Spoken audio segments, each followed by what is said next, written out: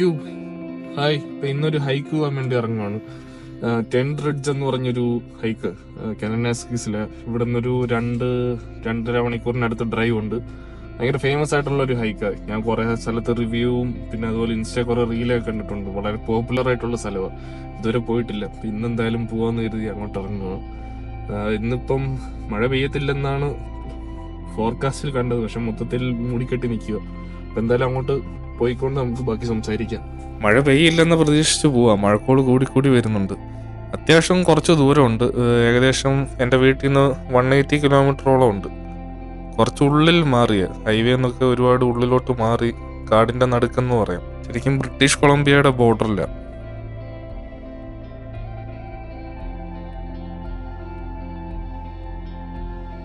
പിന്നെ ഇപ്പം അതുപോലെ ഫോണിന് റേഞ്ചും ഇല്ല.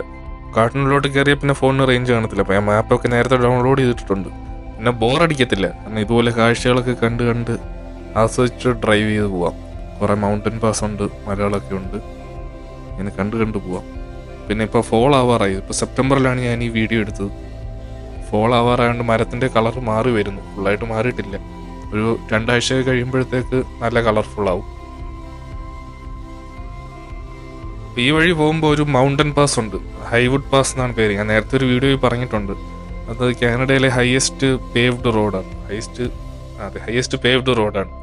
ആ മൗണ്ടൻ പാസ് കടന്നു വേണം പോകാൻ. പക്ഷെ നമുക്ക് അത് ഫീൽ ചെയ്യത്തൊന്നുമില്ല. ഗ്രാജുവലി ആണ് കയറ്റം കയറി പോകുന്നത്. അതുകൊണ്ട് അത്ര ഹൈറ്റ് ഓൾട്ടിറ്റ്യൂഡൊന്നും നമുക്ക് ഫീൽ ചെയ്യത്തില്ല. കുറച്ചു ദൂരം കഴിയുമ്പോഴത്തേക്ക് തന്നെ മരങ്ങളുടെ കളറൊക്കെ മാറി നല്ല കളർഫുള്ളായി തുടങ്ങിയിട്ടുണ്ട്. സെപ്റ്റംബർ ഒരു 2 ആഴ്ച കഴിയുമ്പോഴത്തേക്ക് ശരിക്കും നല്ല കളറാവും. ഇലയൊക്കെ ഫുള്ള് കളർ മാറും.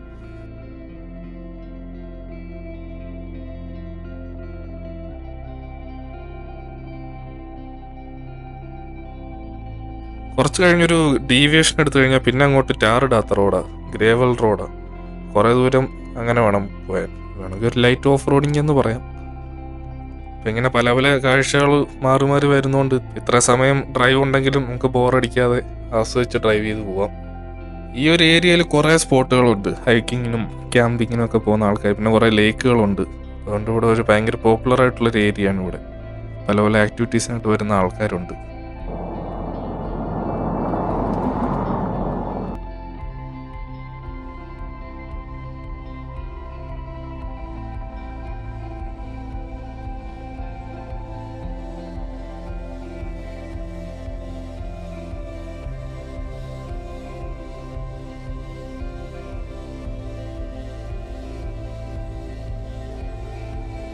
ഹൈക്കിംഗ് ഡെസ്റ്റിനേഷനിലെത്തി. ഇപ്പം നല്ല തിരക്കുണ്ട്, നല്ല മഴക്കോളുണ്ട്. മഴ പെയ്യത്തില്ലെന്ന് പ്രതീക്ഷിക്കാം. എന്തായാലും ഇവിടെ കുറേ ആളൊക്കെ ഉണ്ട്. എന്തായാലും മുകളിലോട്ട് കയറാം.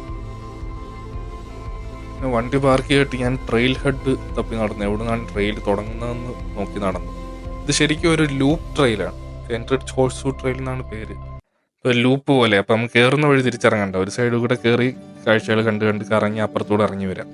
അപ്പോൾ ഏത് ഡയറക്ഷനിൽ വേണേൽ നടക്കാം. ക്ലോക്ക് വൈസ് നടക്കുന്നതാണ് നല്ലതെന്ന് ഞാൻ ഇവിടെ വായിച്ചുകൊണ്ട് ഞാൻ ക്ലോക്ക് വൈസ് ഉള്ള ലൂപ്പ് തന്നെ നടക്കാമെന്ന് കരുതി. മൊത്തം 10.5 കിലോമീറ്ററിനടുത്തുണ്ട്. 10.3 കിലോമീറ്റർ ഉണ്ട് ഈ ലൂപ്പ്. 810 മീറ്ററാണ് എലിവേഷൻ ഗെയിൻ. ഒരുപാട് വണ്ടികൾ അവിടെ പാർക്ക് ചെയ്തേക്കുന്നുണ്ട് താഴെ. കാരണം ഞാൻ നേരത്തെ പറഞ്ഞ പോലെ ഇത് ഭയങ്കര പോപ്പുലർ ആയിട്ടുള്ള സ്പോട്ടാണ്. വേറെ പ്രൊവിൻസിൽ നിന്നൊക്കെ ആൾക്കാർ ഇവിടെ ഹൈക്ക് ചെയ്യാൻ വരും. ഞാൻ മെയിനായിട്ട് ഇൻസ്റ്റാഗ്രാമിൽ കുറേ റീൽസ് കണ്ടിട്ടുണ്ട്. അങ്ങനെയാണ് ഈ സ്പോട്ടിൽ വരാമെന്ന് കരുതി. ആദ്യത്തെ കുറേ ദൂരം ഒരു കാടാണ്. ചെറിയ കാടിനുള്ളിൽ കൂടെയാണ് ഹൈക്ക്. മഴ പെയ്തതാണോ അതോ മഞ്ഞ് വീണിട്ട് ഉരുകി പോയെന്നറിയില്ല. എന്തായാലും ഇവിടെ മുഴുവൻ ചെളിയാണ്. മഴ പെയ്തായിരിക്കും. പിന്നെ അതുപോലെ ഞാൻ നേരത്തെ പറഞ്ഞാൽ ഫോൾ ആവാറായതുകൊണ്ട് ചെടികളിലേക്ക് കളർ മാറിയിട്ടുണ്ട്. ചെറിയ തണുപ്പുണ്ട്. ടെമ്പറേച്ചർ എക്സാക്ട്ലി എത്രയാണെന്ന് എനിക്കറിയില്ല. കാരണം ഫോണിന് റേഞ്ച് ഇല്ലല്ലോ. ഒരു വൃത്തികെട്ട തണുപ്പ്. കാരണം ജാക്കറ്റ് ഇട്ട് കുറച്ച് ദൂരം നടക്കുമ്പോഴത്തെ ബോഡി ചൂടായിട്ട് വേർക്കാൻ തുടങ്ങും. പക്ഷെ ജാക്കറ്റ് ഊരി കളഞ്ഞാൽ തണുക്കുകയും ചെയ്യും. അങ്ങനത്തെ ഒരു കാലാവസ്ഥയാണ്.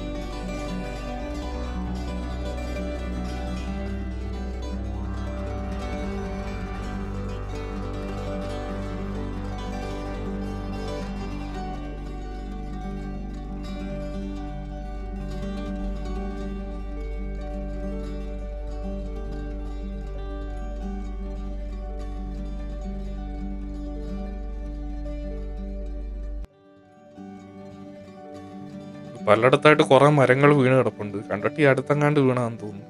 ഉണങ്ങിയിട്ടൊന്നുമില്ല. അതെല്ലാം ട്രെയിലിൽ തന്നെയാണ്. ഇനി പോകുന്ന വഴി പുതിയ മരമൊന്നും തലയിലോട്ട് ഒടിഞ്ഞ് വീഴത്തില്ലെന്ന് പ്രതീക്ഷിച്ച് നടക്കാം.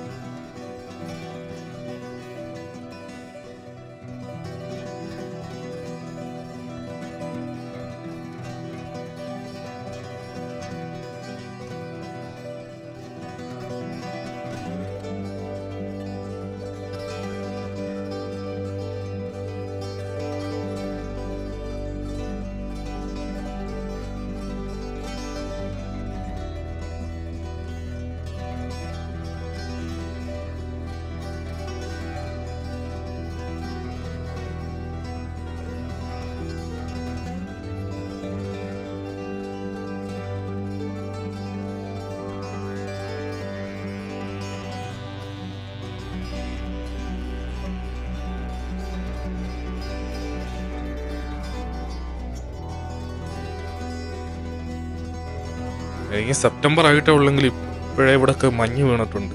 പിന്നെ ശരിക്കും വിൻ്റർ ആകുമ്പോൾ ഇവിടെയൊക്കെ എന്തുമാത്രം മഞ്ഞായിരിക്കും എന്ന് ഞാൻ ആലോചിച്ചത്. താഴെ മഞ്ഞ് വീണ തന്നെയാണ് ചെളി കണ്ടത്. ഇവിടെ ഇങ്ങോട്ട് വെയിലധികം അടിക്കാത്തതുകൊണ്ടായിരിക്കും ഇവിടെ മാത്രം ഉരുകി പോകാതെ കിടക്കുന്നത്.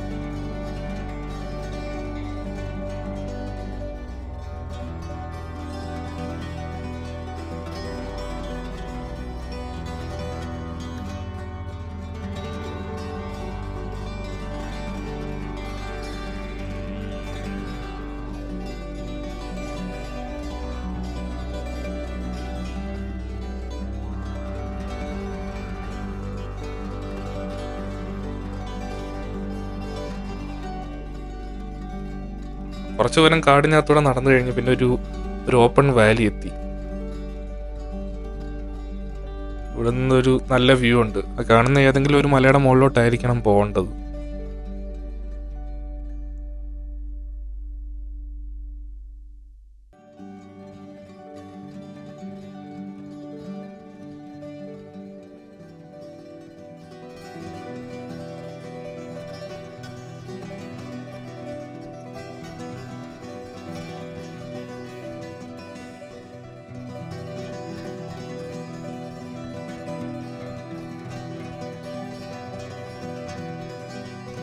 ആ ഒരു ചെറിയൊരു വാലി പോലുള്ള ഓപ്പൺ ഏരിയ കഴിഞ്ഞ് വീണ്ടും ചെറിയൊരു കാടെത്തി. കുറച്ച് പേരും വീണ്ടും ഈ കാട്ടിനുള്ളിലൂടെ. ഇവിടുന്ന് എലവേഷൻ പതുക്കെ കയറി വരുന്നുണ്ട്. അത്യാവശ്യം കയറ്റമായിട്ട് വരുന്നുണ്ട്. ഗ്രാജുവലി കയറ്റം കൂടി വരുന്നത് നല്ല പെട്ടെന്ന് ക്ഷീണിക്കത്തില്ല. പതുക്കെ നമുക്കൊരു വാമപ്പൊക്കെ ആയിട്ട് പതുക്കെ കയറിയാൽ മതി. ഒറ്റയടി കയറ്റം വന്നാൽ പെട്ടെന്ന് തളരും. പിന്നെ തണുപ്പുള്ളതുകൊണ്ട് ബ്രീത്തിങ് കുറച്ച് പാടാണ്. കുറച്ച് അണയ്ക്കും. അധികം എഫേർട്ടൊന്നും എടുത്തില്ലെങ്കിലും പെട്ടെന്ന് ക്ഷീണിക്കും. എന്തായാലും അധിക ദൂരം നടക്കുന്നതിന് മുമ്പ് തന്നെ ആദ്യത്തെ ഒരു ചെറിയ മല എത്തി. മലയല്ല, ഒരു ചെറിയ കുന്നെന്ന് പറയാം. കുറെ ആൾക്കാർ കയറുന്നത് നമുക്ക് താഴെ നിന്ന് കാണാം. ശരിക്കുള്ള കയറ്റം തുടങ്ങുന്ന ഇവിടുന്ന്.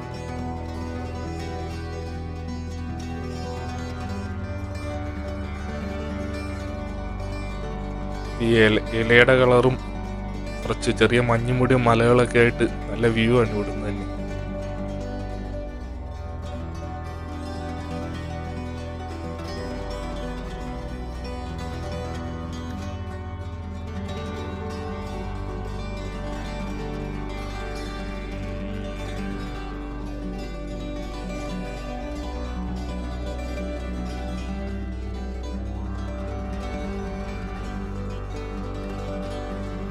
എന്റെ മുന്നിൽ ചെറിയൊരു ഗ്രൂപ്പ് ഉണ്ട്. അവരുടെ കൂടെ 2 പട്ടികളൊക്കെ ഉണ്ട്.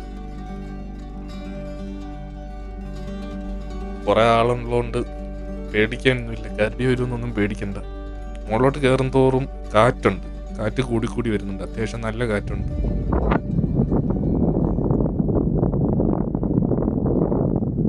ഇതിന്റെ ഏറ്റവും മുകളിലെത്തുമ്പോൾ നല്ല കാറ്റായിരിക്കും. പിന്നെ അതുപോലെ തണുപ്പും ചെറുതായിട്ട് കൂടി വരുന്നുണ്ട്.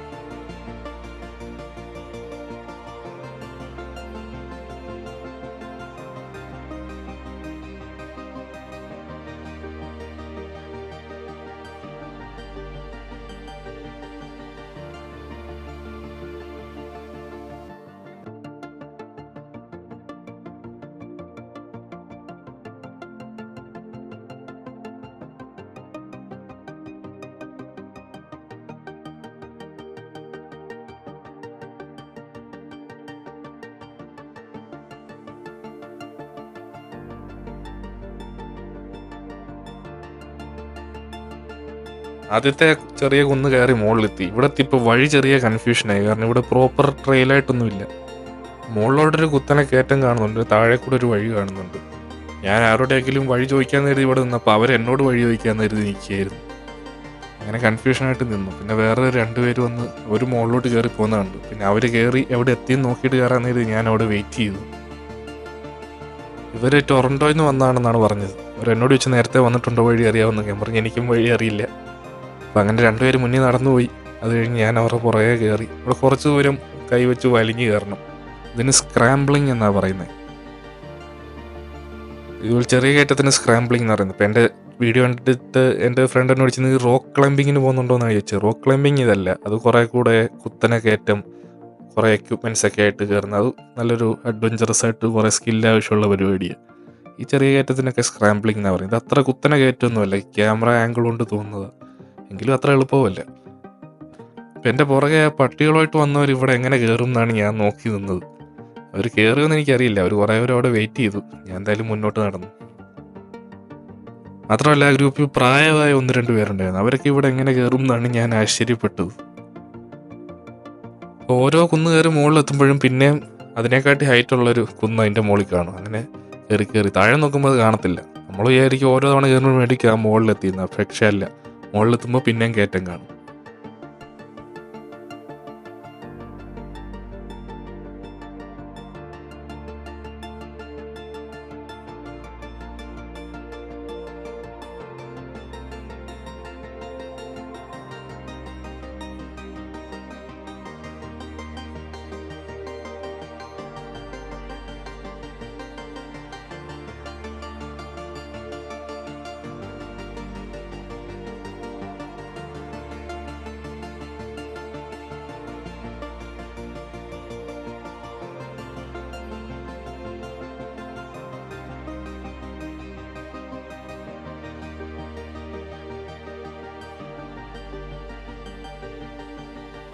ഇവിടെ നോക്കി അങ്ങ് ദൂരെ ഒരു കമ്മ്യൂണിക്കേഷൻ ടവർ കാണാം. അപ്പം അതിൻ്റെ മുകളിൽ നിന്ന് നല്ലൊരു വ്യൂ ആണെന്നാണ് ഞാൻ മാപ്പിൽ കണ്ടത്. അതാണ് ആദ്യത്തെ ഒരു മൈൽ സ്റ്റോൺ എന്ന് പറയുന്നത്. അങ്ങോട്ടാണ് പോകേണ്ടത്. കുറേ പേര് നടന്നു പോകുന്നത് നമുക്ക് ഇവിടുന്ന് കാണാം.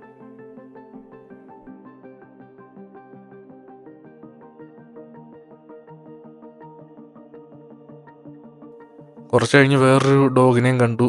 ഓണർ കുറേ ബാക്കിലായിട്ട് നടന്നു വരുന്നുണ്ട്. ഇപ്പം ഇവിടെ ഹൈക്കിങ്ങിന് വരുന്ന പലരും ഇതുപോലെ പട്ടികളെയും കൊണ്ടാണ് വരുന്നത്.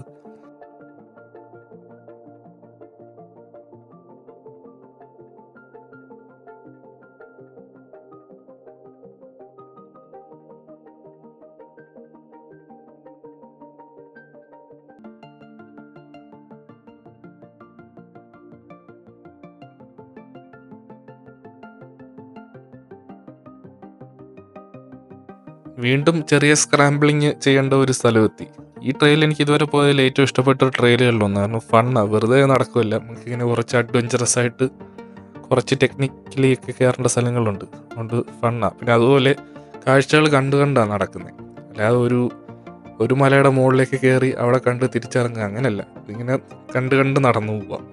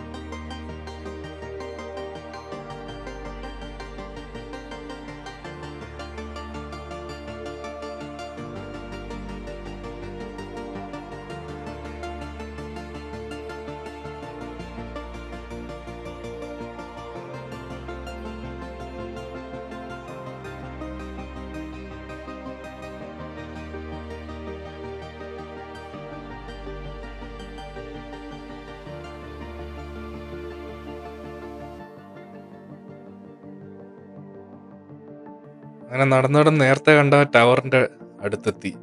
ഇവിടുന്ന് ഞാൻ എക്സ്പെക്ട് ചെയ്ത പോലെ തന്നെ നല്ല കിടിലം വ്യൂ ആണ്.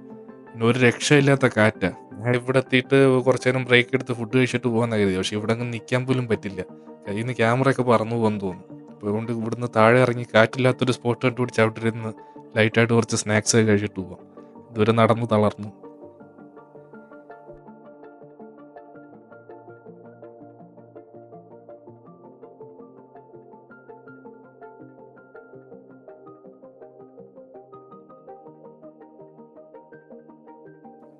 അപ്പോൾ ഇതുവരെയുള്ള ഈ വീഡിയോ ഇഷ്ടപ്പെട്ടാൽ ഒന്ന് ലൈക്ക് ചെയ്ത് സഹായിക്കുക. അതുപോലെ ഇതുപോലുള്ള കൂടുതൽ കാഴ്ചകൾ കാണാൻ വേണ്ടി ചാനൽ സബ്സ്ക്രൈബ് ചെയ്യുക.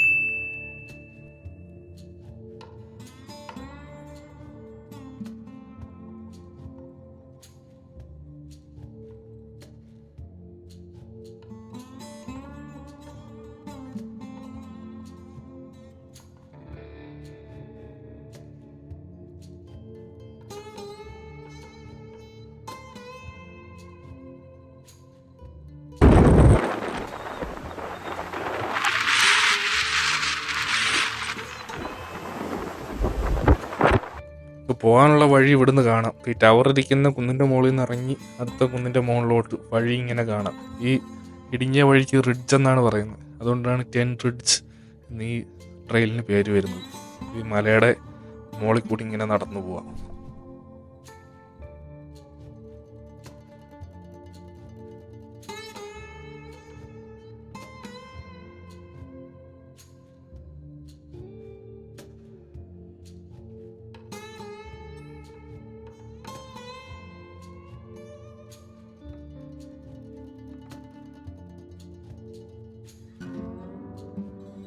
അതിൻ്റെ താഴെ എത്തി കാറ്റില്ലാത്തൊരു സ്പോട്ട് കണ്ടുപിടിച്ച് കയ്യിലുണ്ടായിരുന്ന ചെറിയൊരു കുക്കിയുണ്ട്. അതൊക്കെ കഴിച്ചിട്ടാണ് കുറച്ച് ക്ഷീണമൊക്കെ മാറിയിട്ടാണ് പോയത്.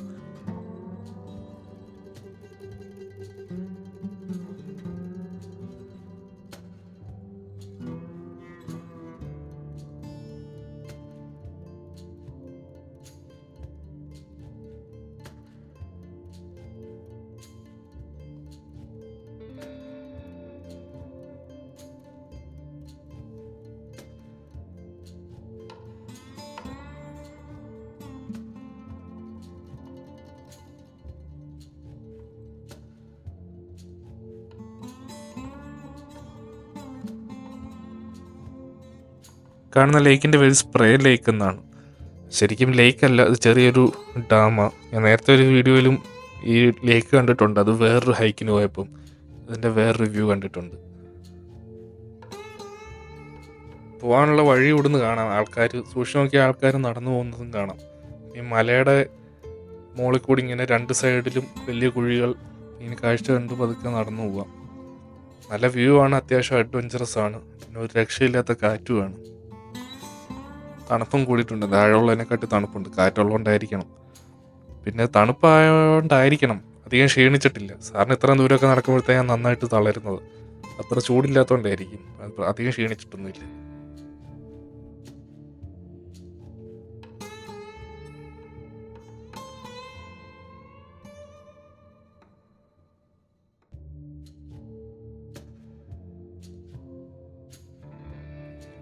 ഇവിടെ നിന്നുള്ള വ്യൂ പറഞ്ഞറിയിക്കാൻ പറ്റാതെ അത്ര ഭംഗിയാണ്. കാരണം ഒരു സൈഡിൽ ഫുൾ ഈ മഞ്ഞ് മൂടിയ മലകൾ, മറ്റേ സൈഡ് മുഴുവൻ ഈ പച്ചപ്പും മരങ്ങളും പിന്നെ ലേക്കും ഒക്കെ ആയിട്ട് ഒരു രക്ഷയില്ലാത്ത വ്യൂ.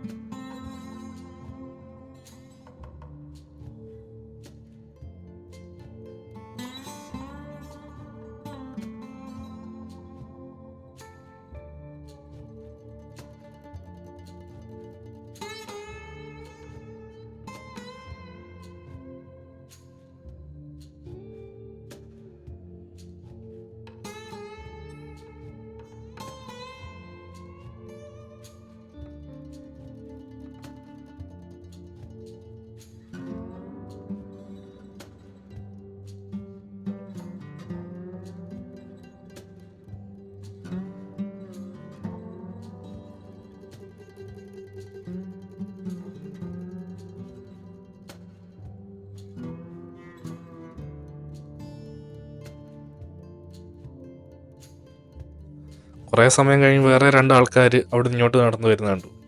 കൂടുതൽ ആൾക്കാരും ഞാൻ നടക്കുന്ന ഡയറക്ഷനിൽ തന്നെയാണ് നടക്കുന്നത്. കുറച്ച് പേര് മാത്രമേ ഉള്ളൂ തിരിച്ച് നടക്കുന്നത്. എൻ്റെ ബാക്കിൽ ഞാൻ ആദ്യം കയറിയപ്പോൾ കണ്ടവരെ പിന്നെ കണ്ടില്ല. എനിക്ക് തോന്നുന്നത് അവർ പകുതി വെച്ച് നിർത്തി തിരിച്ചിറങ്ങിപ്പോയെന്നാണ്.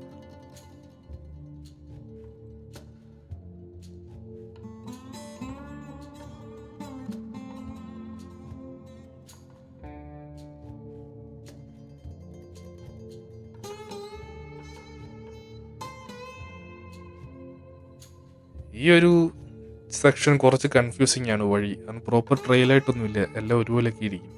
ഈ റൈറ്റ് സൈഡ് കുഴിയാണെന്നുള്ളത് ഞാൻ ക്യാമറ കുറച്ച് ഹൈറ്റ് പിടിച്ചേക്കുന്നതുകൊണ്ടാണ് നിങ്ങൾക്ക് കാണാൻ പറ്റുന്നത്, എനിക്ക് കാണാൻ പറ്റില്ല. ഞാൻ ഇവിടെ നോക്കുമ്പോൾ കുറേ പാറകൾ മാത്രമേ കാണുന്നുള്ളൂ. 1-2 തവണ വഴി കൺഫ്യൂഷനൊക്കെ ആയി, പിന്നെ ഒരു ഊഹത്തിലൊക്കെ ഡയറക്ഷൻ വെച്ചൊക്കെ അങ്ങ് നടക്കുക.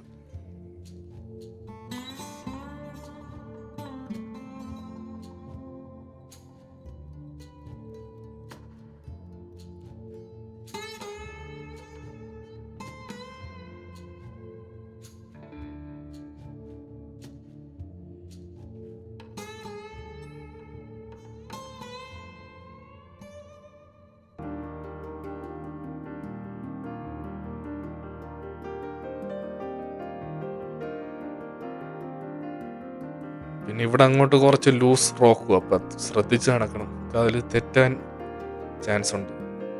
ഇടയ്ക്ക് ഇങ്ങനെ ആലോചിക്കും, ഇവിടെ നിന്നാണ് വെച്ച് കാലുമല്ലോ മടങ്ങി ഉളുക്കുമല്ലോ ചെയ്ത് എന്ത് ചെയ്യും, ഫോണിന് റേഞ്ച് ഇല്ല, അപ്പോൾ എമർജൻസി ആരും വിളിക്കാനും പറ്റില്ല, എന്ത് ചെയ്യും ഞാനിങ്ങനെ ഇടയ്ക്ക് ആലോചിക്കാറുണ്ട്. എന്തായാലും ഇതുവരെ ഒന്നും പറ്റിയിട്ടില്ല.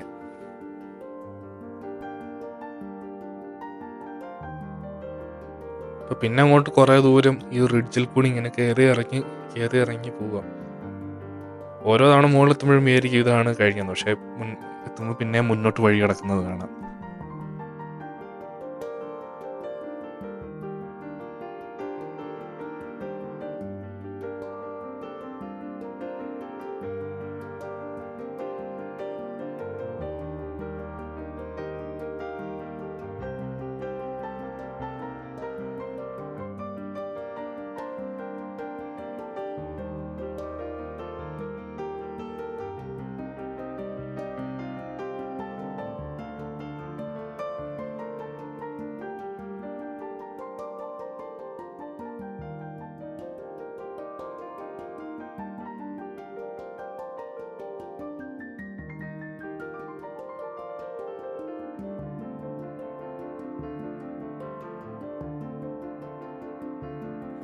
അങ്ങനെ നടന്ന് ഇതിൻ്റെ ഒരു ലാസ്റ്റ് പോയിന്റിലെത്തിയെന്ന് തോന്നുന്നു. ഇനിയും മുന്നോട്ട് ഇറക്കുക.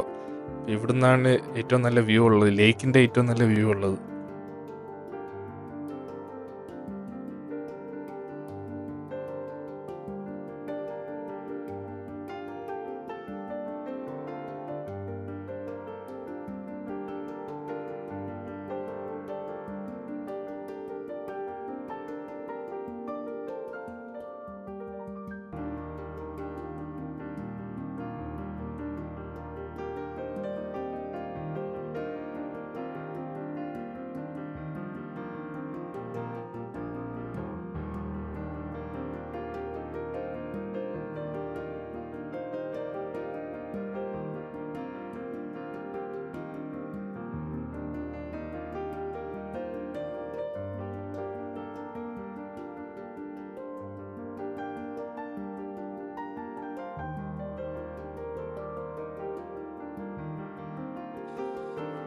അപ്പോൾ അങ്ങനെ അതിൻ്റെ മുകളിലെത്തിയിരിക്കുകയാണ്. എല്ലാവർക്കും വീഡിയോ ഇഷ്ടപ്പെട്ടെന്ന് കരുതുന്നു. ഞാൻ ഇപ്പോൾ തിരിച്ചിറങ്ങാൻ പോവാം. അപ്പോൾ ഇറങ്ങുന്നതിൻ്റെ വീഡിയോ അധികം എടുക്കുന്നു, ടൈം അധികമില്ല, നടന്ന് തിരിച്ചിറങ്ങണം. അപ്പോൾ വീഡിയോ ഇഷ്ടപ്പെട്ടാൽ ലൈക്ക് ചെയ്യുക, comment and subscribe. Thanks for watching. Stay tune for the next video.